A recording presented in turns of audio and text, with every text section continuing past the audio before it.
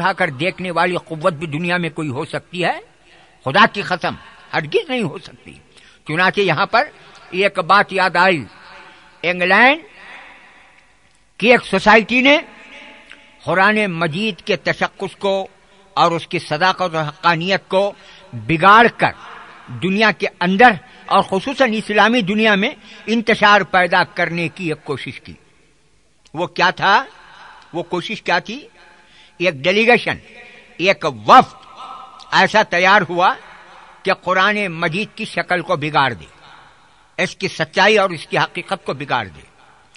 تو ایک شخص جس کا کہ نام جان پال تھا، اس کے پاس یہ وفد گیا، جا کر کے کہتا ہے جناب ہم نے اسلام کو، قرآن کو، شریعت مصطفی کو مٹانے کی لاکھ کوشش کی لیکن کچھ نہیں ہو سکا۔ اب ہم چاہتے ہیں کہ مسلمانوں کے پاس جو قرآن کے ہے اسی کے مانند ایک ڈپلیکیٹ قرآن لکھ دیا جائے۔ اچھا ٹھیک ہے، وہ تھا مذہباً عیسائی لیکن عربیت پر عبور رکھتا تھا، اتھارٹی تھا، بہت ہی اہل سکون تھا۔ اس نے آؤ دیکھا نہ تاؤ دیکھا، مان لیا کہ اچھی بات ہے، لکھ دیں گے قرآن مجید۔ کتنا دینا صاحب؟ کیا فیس لیں گے آپ؟ تو اس نے کہا کہ $60 لاکھ لوں گا۔ اچھا $60 لاکھ، روپیے نہیں صاحب، ڈالر۔ ڈالر کسے بولتے معلوم؟ اللہ اکبر! آج کل ہندوستان کے، ہمارے اپنے ملک بھارت کے تقریباً 40 روپے کا $1 ہوتا ہے، اور اس زمانے میں ڈپلیکیٹ قرآن مجید لکھنے کے واسطے کنٹریکٹ کتنے کا بات کرتا ہے؟ $60 لاکھ کا۔ بارگیننگ گرگیننگ، ذرا کم کرو، ذرا زیادہ کرو، ذرا قرض رکھو، ذرا بیلنس رکھو، ذرا کیش اینڈ کیری کرو، یہ بات نہیں۔ $60 لاکھ، ہاں یس سر لکھ ڈالو۔ آج ہمارے مسلمان قرآن مجید نہ صاحب، اللہ اکبر! قرآن مجید، نوا دکان اوپن کرنا کا تو بھی قرآن مجید ہونا، نوا گھر اوپن کرنا کا تو بھی قرآن مجید ہونا، نوی چیز کیا تو بھی اوپن کرنا کا تو بھی قرآن مجید ہونا۔ کون تو بھی سکرات کے وقت میں خرخر خرخر خرخر کھینچ لے کو رہتا، ادھر بھی نہیں ادھر بھی نہیں۔ یہ چہارشنبے کو شروع ہوتی خرخراٹ، آپ کا چہارشنبہ آ جاتا، ججمنٹ ہوتا نہیں، ساس بھواں سالے سسرے مصری کا پانی ٹپکاتے رہتے ہیں۔ کیا تو بھی ایک فیصلہ ہو کو مر گا تو اچھا ہے نا؟ وہ فیصلہ بھی ہوتا نہیں، وہ وقت میں نہ انہیں پڑھ کو رہتا، نہ اس کے گھر والی پڑھ کو رہتی، نہ اس کے بچے پڑھ کو رہتے ہیں۔ بلالے کو آتا کنٹریکٹر کو، موزن صاحب ہمارے بابا کھینچ لے کو ہی ٹانگا جھاڑ لے کو، فیصلہ کیا بھی نہیں ہوا ہے، تمہیں پڑھ کو ادھر کی ادھر کی ہوئے تک پھونکتے رہو۔ کیا؟ سورہ یاسین، اس کے سوا دوسرا معلوم ہی نہیں۔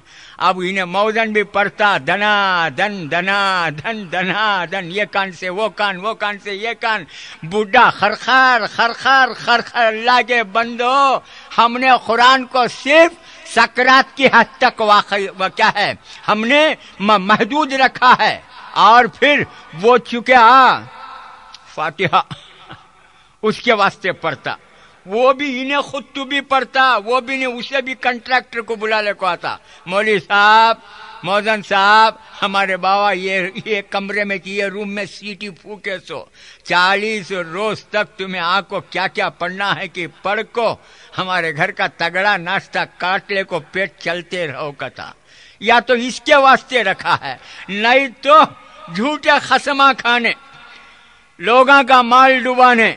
ساس کا مال ڈبایا قسم کھایا، سسرے کا مال ڈبایا قسم کھایا، سالے کا مال ڈبایا قسم کھایا، مجیدہ کا مدرسے کا مال ڈبایا قسم کھایا، یتیمہ بیوایاں کا مال کھایا قسم کھایا۔ یا تو جھوٹے قسماں کھانے، نہیں تو سکرات کے وقت میں رکھنے پڑھنے کے واسطے رکھا ہے۔ رے اللہ کے بندے، یہ کس کا کلام سن رہے کان کھول کر کے؟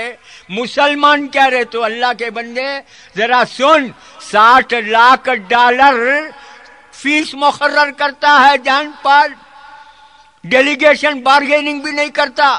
कैसा तो भी रहो साहब, तुम्हें लिख डालो। अच्छा कब आना साहब प्रूफ देखने? 6 महीने के बाद आओ, डुप्लीकेट कुरान मजीद का प्रूफ बता दूं, करेक्शन करने के बाद तुम्हें सही कर डालो। यस, डेलीगेशन एडवांस कराया चलेगा। 6 महीने के बाद आया तो प्रूफ देखने पाल साहब की हालत क्या है, हाथ के नाखूना बढ़ गए हैं, सर के बाला इधर उधर कारपोरेशन का कचरा हो गया है, होठा सूख गए हैं, हंकिया अंदर घस गए हैं, कपड़े तो पूछो न को मैल कुचेल में अट्टा हो गए हैं, हाथ में कलम ले को सूच ले को बैठा है। डेलीगेशन आया, सलाम गुलाम करके पूछा क्या साहब डुप्लीकेट कुरान मजीद तैयार होगा क्या? एक भी बोलता नहीं, 2 भी बोलता नहीं, खामोश उठा।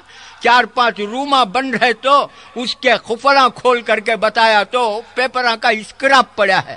अजय साहब हमें डुप्लीकेट कुरान का प्रूफ देखने के लिए आए हैं, तुम्हें क्या ये पेपर का स्क्रैप बता रही? तो पाल साहब कहते हैं जीसस क्राइस्ट की कसम, जब से कि तुम्हारे साथ डुप्लीकेट कुरान मजीद लिखने का मैंने कांटेक्ट किया है, उस वक्त से लेकर अब तक यही सोच रहा हूं कि बिस्मिल्लाहिर्रहमानिर्रहीम के बदले में क्या लिखूं।